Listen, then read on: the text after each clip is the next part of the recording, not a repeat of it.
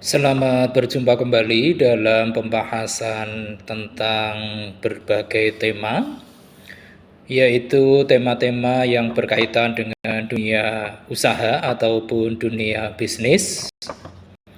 Dan tema yang akan kita angkat hari ini adalah tentang reseller. Saat ini kata reseller menjadi tren bagi anak-anak muda khususnya untuk belajar berwirausaha, dan ini tentunya menjadi angin segar bagi kita bahwa suatu ketika akan semakin banyak anak-anak mereka-mereka yang berada pada usia produktif untuk melakukan aktivitas berupa wirausaha. Reseller itu sendiri merupakan orang yang membeli produk dari berbagai pihak yang kemudian dijual kembali untuk mendapatkan keuntungan dari hasil penjualan itu. Nah, pertanyaan yang paling umum yaitu tentang bagaimana cara menjadi seorang reseller ini. Untuk menjawab pertanyaan tersebut, ada beberapa cara untuk menjadi seorang ataupun entitas bisnis yang akan bergerak sebagai reseller ini. Di mana yang pertama adalah memilih produk untuk dijual. Manakala kita ingin menjadi seorang reseller, maka dalam langkah pertama yaitu memilih produk untuk dijual ini, kita perlu untuk mencari berbagai informasi tentang produk apa yang paling sesuai untuk kita jual dan kita menilainya itu cocok untuk konsumen kita. Dalam hal ini kita juga harus memikirkan tentang mutu dari produk yang akan kita jual, kemudian juga tentang bagaimana minat dari konsumen kita, dan juga tentang harga dari produk-produk yang akan kita jual. Ini penting sekali agar barang-barang ataupun produk-produk yang nantinya akan kita jual itu dapat laku di pasaran, sehingga dengan lakunya produk-produk kita itu dengan sendirinya akan mendatangkan keuntungan bagi kita. Kemudian yang kedua yaitu dengan melihat kompetitor dan juga kondisi pasar. Dalam hal ini menjadi penting bagi siapapun yang ingin menjadi seorang reseller untuk melihat produk-produk yang dijual oleh para kompetitor. Ini sangat penting untuk dilakukan dalam rangka agar kita tahu tentang seberapa besar bisnis yang dijalankan oleh para reseller ini. Bisa jadi penjual ataupun supplier mereka akan banyak membuka kesempatan bagi reseller-reseller di wilayah ataupun regional yang sama. Sehingga ini akan memunculkan kemungkinan yaitu terjadinya perbedaan harga antara satu reseller dengan reseller lainnya. Kemudian yang ketiga adalah mencari supplier. Dalam mencari supplier ini, kita dapat mencermati aspek-aspek tentang kelayakan dan juga kualitas dari produk dari beberapa supplier. Kita sebaiknya mengerti tentang bagaimana supplier yang ada itu menerapkan roda bisnisnya. Utamanya adalah dalam hal komunikasi dan juga kecepatan tanggapan manakala ada berbagai hal yang perlu dan berkaitan dengan bisnis ini. Ini adalah beberapa cara untuk menjadi reseller. Nah, selanjutnya, manakala kita telah dan akan menjadi reseller, maka ada beberapa keuntungan yang bisa kita dapatkan. Keuntungan-keuntungan manakala kita menjadi reseller ini, diantaranya adalah bahwa dengan menjadi reseller, maka modal yang kita keluarkan itu relatif tidaklah besar. Dengan modal yang tidak terlalu besar, maka ini akan sangat cocok bagi mereka-mereka termasuk pebisnis pemula yang masih belia, sebelum mereka memiliki penghasilan tetap. Seperti dengan menjadi reseller ini akan sangat cocok untuk kalangan adik-adik kita, seperti mereka yang tengah berstatus sebagai pelajar, kemudian juga mahasiswa, atau bisa juga dari kalangan ibu rumah tangga. Itu adalah keuntungan yang pertama. Kemudian keuntungan yang kedua, dengan menjadi reseller, maka akan mendapatkan produk-produk dengan harga yang lebih murah.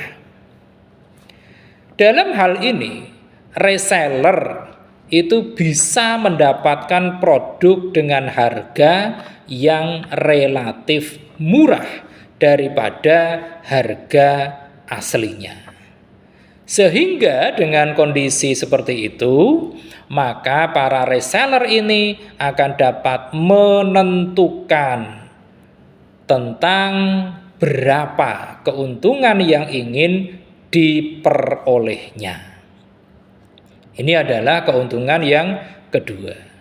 Kemudian keuntungan yang ketiga, yaitu bahwa bisnis ataupun menjadi reseller ini sangatlah fleksibel. Manakala seseorang menjadi reseller, maka akan dapat menentukan sendiri berapa keuntungan yang ingin diambil dan juga dapat menjalankan bisnisnya itu di mana saja, tanpa harus memiliki toko yang dalam tanda kutip cukuplah besar.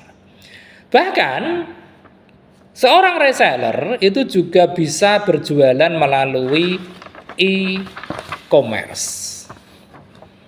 Dan yang keempat, yaitu dengan adanya bisnis reseller ini, maka bisnis ini termasuk memiliki tingkat resiko yang rendah. Ini disebabkan karena reseller itu tidak memproduksi produk-produk yang dijualnya itu sedari awal. Dan mereka, reseller ini, biasanya akan menerima produk dalam kondisi yang memang sudah jadi. Sehingga resiko terjadinya produk yang rusak itu dapat dikatakan cukup minimal. Ini beberapa keuntungan manakala menjadi reseller. Nah, selanjutnya mungkin juga ada yang ingin mengetahui tentang bagaimana cara kerja reseller ini. Kalau kita berbicara tentang cara kerja, sebetulnya untuk reseller ini cara kerjanya tidak terlalu rumit. Cara kerja dari reseller ini yang pertama adalah memilih produk. Dalam tahapan memilih produk ini, reseller memilih berbagai produk yang ingin dijual. Biasanya dengan mempertimbangkan besarnya permintaan atas produk-produk itu, juga yang menyangkut tentang tren maupun yang menyangkut tentang keuntungan yang dapat diperoleh. Ini adalah yang pertama. Kemudian cara kerja reseller yang kedua setelah memilih produk yaitu membeli produk. Dalam tahapan ini reseller akan membeli produk dari produsen ataupun distributor dengan harga grosir. Biasanya mereka akan membeli dalam jumlah yang cukup besar untuk mendapatkan harga yang lebih murah. Kemudian yang ketiga yaitu menentukan harga. Dalam menentukan harga ini reseller itu akan menentukan harga jual atas produk-produk yang ditawarkan ke pasar dengan mempertimbangkan berbagai hal. Di antaranya yaitu harga pembelian grosirnya berapa. Kemudian biaya operasionalnya berapa. Dan juga keuntungan yang ingin diraihnya. Ini adalah tahapan menentukan harga. Kemudian yang keempat yaitu menyimpan stok. Reseller dalam hal ini menyimpan stok produk yang telah mereka beli. Mereka akan bertanggung jawab atas penyimpanan, pengemasan, dan juga pengiriman produk-produk tersebut kepada pelanggan.